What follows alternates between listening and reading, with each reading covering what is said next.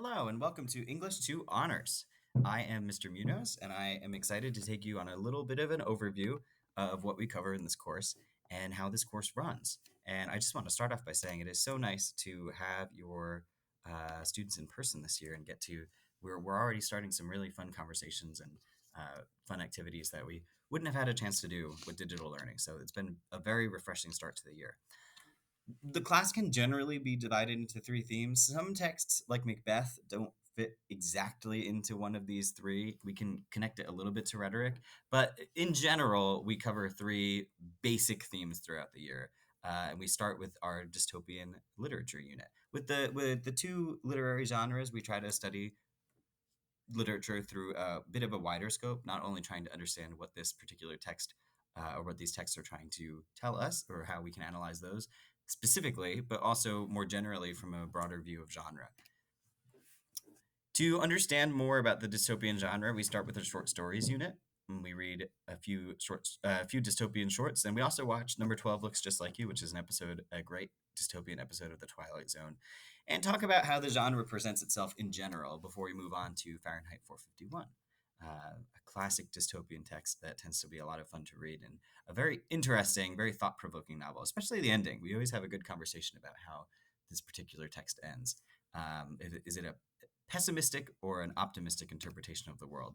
With Fahrenheit 451, I like to try to incorporate something of an independent reading project. I have done a totally independent project before. I've also done a more specific banned books independent reading project. Find a book that's been challenged or banned in a school district somewhere in America and read that book in conjunction with Fahrenheit 451 to get us thinking along the lines of how can we challenge ideas, how is challenging or banning ideas something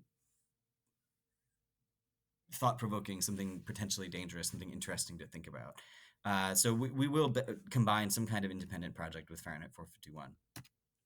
Until before we move on to Macbeth, our first Shakespearean text of the year, and we do read two.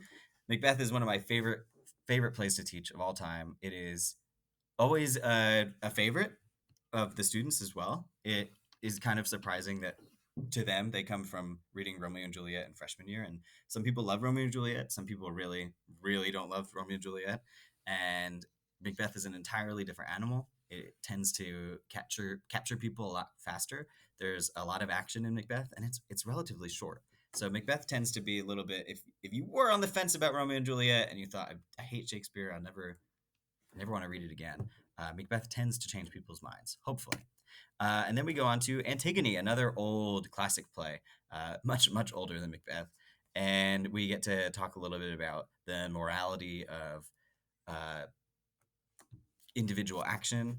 We get to talk about the morality of Antigone into the other texts that we read throughout the year.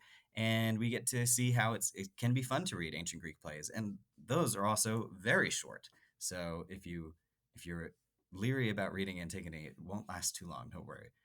Then we go into a little bit of a poetry unit. The Antigone bridges nicely into poetry because there are the odes and the paeans in the Antigone to get us thinking poetically. The speech is very poetic in the first place, so we get to do some poetry and read from a diverse list of authors and explore poetry in a very literary sense. And then we move into bridging again from poetry, going into rhetoric, thinking very carefully about language and how thoughts are constructed. We get to read Julius Caesar and talk about the rhetoric of the main characters in Caesar. Specifically, we take a pretty close look at Antony and Brutus's speech, funerary speeches for Caesar. In addition to just reading about rhetoric, we also write our own speeches in this unit and use the appeals to thought and rhetoric in our speeches. So that can be very fun as well. They can write a speech about whatever they want as long as they can try to convince us of something. And then we move into our coming of age unit where we read The Catcher in the Rye and a separate piece to coming of age classics that students still tend to love today. I love to incorporate into this another independent unit as well, where they can pick any coming of age text of their own choosing and analyze that in conjunction with these more classic pieces. And finally, in my last 8 seconds, this is what things will show up in Genesis like. I am so excited to teach your students